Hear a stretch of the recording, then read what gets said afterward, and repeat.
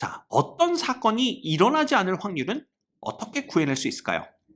요거에 대해서 생각을 해볼 건데 요 내용은 예를 보면서 설명드리는 게 좋을 것 같습니다. 자, 만약에 우리가 하나의 주사위를 던진다라고 했을 때 나올 수 있는 결과는 1, 2, 3, 4, 5, 6, 6가지예요. 그렇죠? 자, 이때 사건 A를 뭐라고 할 거냐 하면 6의 약수의 눈이 나오는 사건이다. 이렇게 정의를 해보겠습니다. 자, 그렇다면 6의 약수의 눈이 나오는 사건은 이 1, 2, 3, 4, 5, 6 중에서 6의 약수만 뽑아서 모아놓은 것이 되겠죠. 그래서 그거 모아놓은 게 1, 2, 3, 6 이렇게 네 가지입니다. 됐죠? 그렇다면 6의 약수의 눈이 나오지 않는 사건이다 라는 건 뭐가 될까요? 당연히 6의 약수가 1, 2, 3, 6이니까 이 1, 2, 3, 6을 제외한 나머지들을 뽑아서 모아놓은 것입니다. 어디에서? 이 표본 공간에서. 그렇죠. 따라서 이 경우에는 1, 2, 3 여기 다 있죠? 그 다음에 4, 5 이렇게 되는 겁니다. 그래서 이게 뭐냐 하면 6의 약수의 눈이 나오는 사건이고 이건 뭐냐 하면 6의 약수의 눈이 나오지 않는 사건이에요. 자, 그럼 아주 간단합니다. 어떤 사건이 일어나지 않을 확률이라는 것은, 즉 6의 약수의 눈이 나오지 않을 확률이라는 것은 확률은 전체 일어날 수 있는 모든 경우의 수 6분의 그 다음에 그 사건이 일어나는 경우의 수니까 자, 이게 뭐예요? 6의 약수의 눈이 나오지 않은 사건이죠. 않는 사건. 이 두 가지입니다. 이렇게 쓸 수가 있어요. 그래서 간단하게 확률은 3분의 1이다. 이렇게 구해낼 수가 있습니다. 자, 그런데 요거를 조금 다르게 해석을 해보면 6분의 2라는 요게 어떻게 나왔을까요? 6분의 2라는 것은 자, 6분의 일단 A에 대해서 A가 아닐, 그죠? 사건 A가 일어나지 않을 확률이니까 일단 A가 일어나는 사건 1, 2, 3, 6을 구해놓은 겁니다. 그럼 일어나지 않는 사건은 결국 이 6개 중에서 1, 2, 3, 6을 제외한 나머지들로 이루어진 사건 아니냐라는 거죠. 그럼 이 사건의 경우의 수라는 것은 결국 6개에서 요 A라는 사건이 일어나는 경우의 수, 즉 4개를 뺀 것과 똑같다라는 겁니다.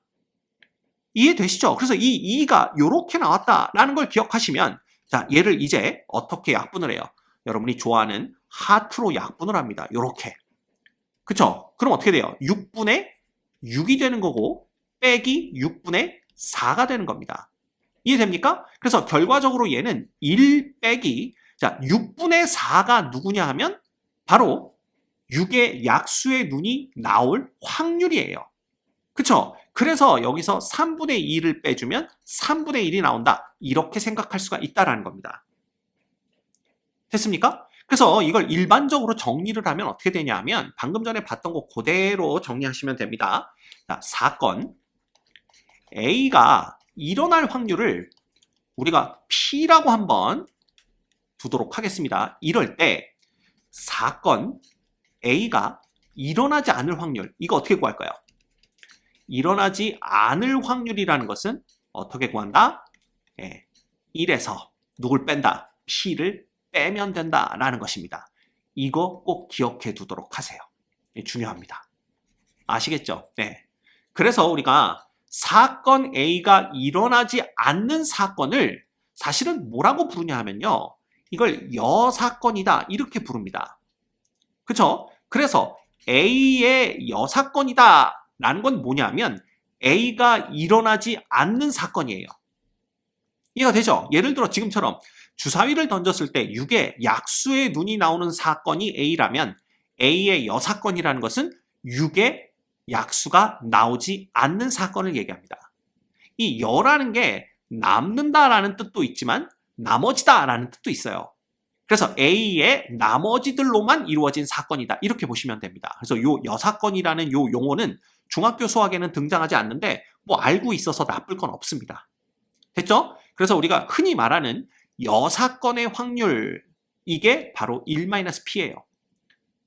즉 A가 일어나지 않을 확률은 1에서 A가 일어날 확률을 빼는 것과 똑같다라는 거 그거 기억하셔야 됩니다.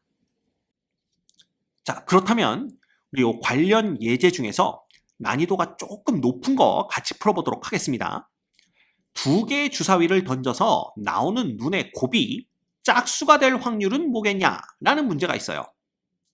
자, 이 문제는요. 이 두 주사위에 눈을 각각 A하고 B라고 둔다면 곱해서 짝수가 된다는 건 A만 짝수여도 되고요. 그래서 B는 홀수가 되는 겁니다. 그 다음에 B만 짝수여도 됩니다. 그 얘기는 A는 홀수고 B는 짝수요. 이러면 된다는 뜻이고 아니면 둘 다 짝수여도 곱하면 짝수가 되겠죠. 그죠? 그래서 이 모든 경우의 수가 몇 가지인가 그걸 세면 되는 거예요.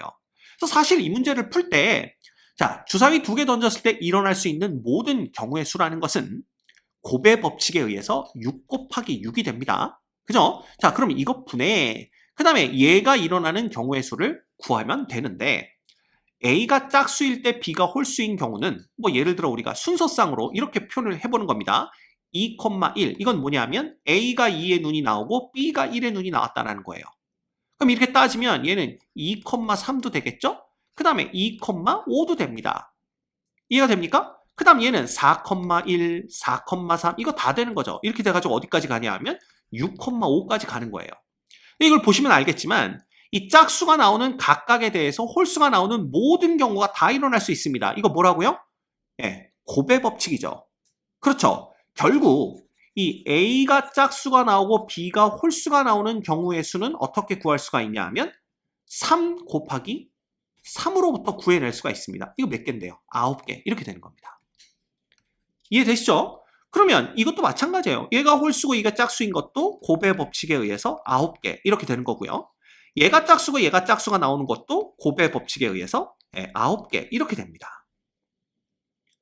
이해가 되나요? 네, 그래서 총 얘는 몇 개가 되냐 하면 총 이걸 싹 다 더해야 되겠죠? 그래서 27가지가 나오는 걸 볼 수가 있어요. 그래서 이걸 이렇게 구해주시면 됩니다.